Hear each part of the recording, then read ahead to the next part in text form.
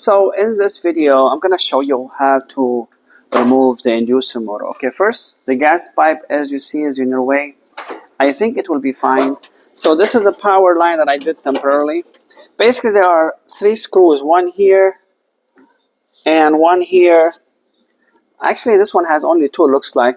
This hose might be in the way. It's very easy to remove it. You can always take it out of the hook like this. And basically there's a harness you have to remove. This harness, you remove it. So it's all ready to go, I believe. Let me see. We might have to remove the pipe of the gas valve. Okay, so basically there's one screw here. Okay, it's a 5/16, right? And then don't lose it. So these 2 screws, basically, I believe that's all it is. Yeah, see, it's already loose. And then you have to remove the rubber coupling that mounts to the pipe. Okay, so you have to move it a little bit, and it comes off. Again, as I was telling you, maybe in some cases we might have to remove the pipe, but I was able to take it out. Okay, so this is basically the inducer motor. Now there are some screws in here. Somebody put a lot of screws in it. I think they were doing the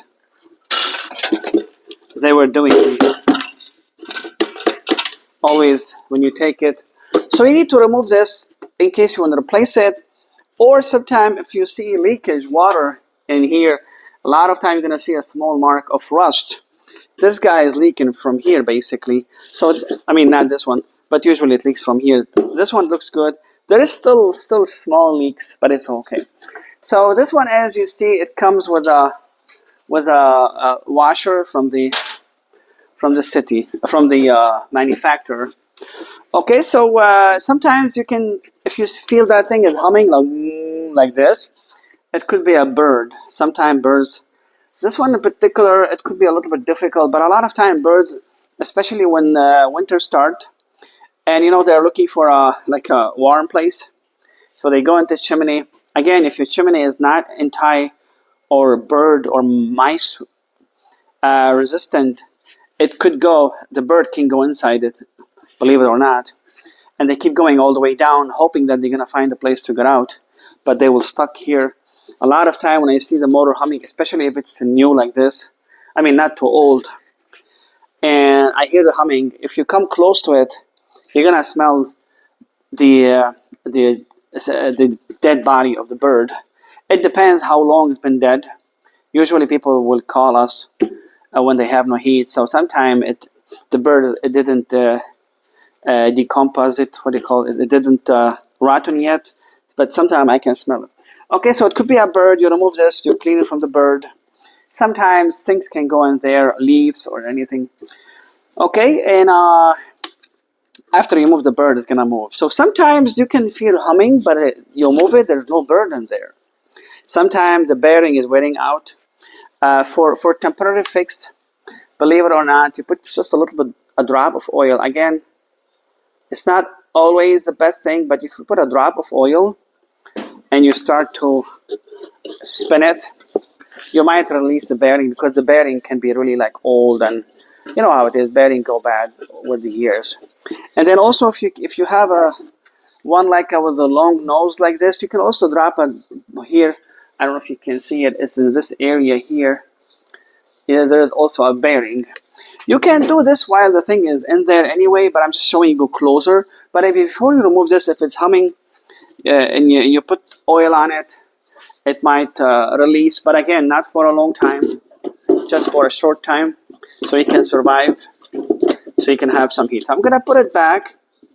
As you see, it's a little bit challenging because I don't have to remove the pipe. If you feel better, you want to remove the pipe, you can. But again, it's a little bit, it's more work for you. So you try to match the rubber here inside the hose, and then try to put it back exactly as it was. So that's how you put it back. Okay, there's no really a lot of, if you can get a newer washer, it's better, put it back.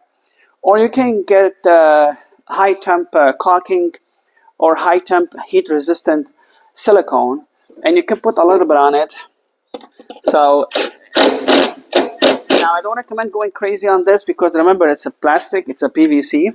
So as you can hook it like this for a minute, and then when you are getting to the end, you gotta hand tight, okay? Hand tight. Just hand tight. Don't go crazy. I go back a little bit first, and as soon as I hit to the end, I just give it a kick, and that's it, okay? Don't go crazy.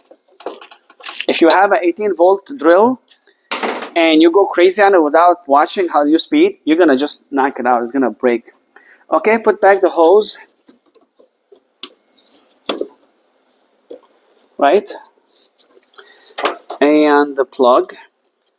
I think that's it for this guy. And again, about lubricating it, you can do it while it's in there. Again, if you do it that and there's a bird or anything, the lubrication is not gonna do anything. So remember, the humming can be most likely if it's a bearing. The homeowner, ask homeowners because their information is very important. You ask them, hey, did you hear any squeaking noise? Did you hear any weird noise? If they tell you it was squeaking, now you know the bearing is gone. So do you lubricate it for them? A lot of time I put a little bit of oil and the heat works. So they are happy for, till I get the motor. So they have heat. It's really helpful to have some heat so they can survive. And then I get the motor the next day or next week, or whatever is whenever it's available. Okay, so this is all for the inducer motor, and let's go for pressure switches.